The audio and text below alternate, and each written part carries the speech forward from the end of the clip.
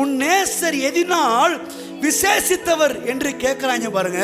அப்ப அவ சொல்றா, என் நேசர் வெண்மையும் சிவப்புமானவர், 10,000 பேர்கள்ல அழகுள்ளவர் அவர். கையை தட்டுகின்றேன்.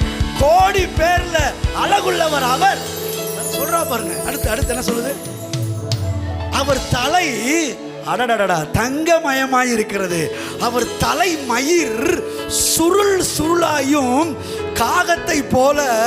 கையை தட்டுங்களே. கடவுளை வர்ணிக்கிறத பாருங்க. ஒரு பெண்ணு என்னமோ இயேசுநாதர ஒரு பிச்சைக்காரன் நினைச்சிட்டாங்க நம்ம ஆட்கள். கிடையவே கிடையாது.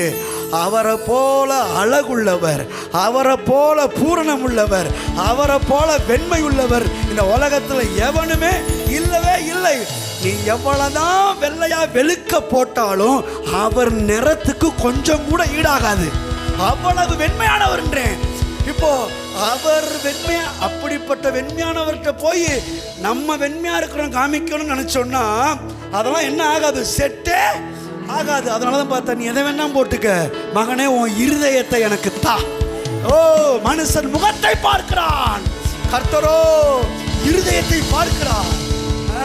இருதயத்துல என்னை குறித்து நல்ல மேலான எண்ணங்கள் இருந்தா போதும். நீ என்ன ட்ரெஸ் போட்டாலும் சரி, நீ என் பக்கத்துல தைரியமாய் வரலாம். ஹல்லேலூயா.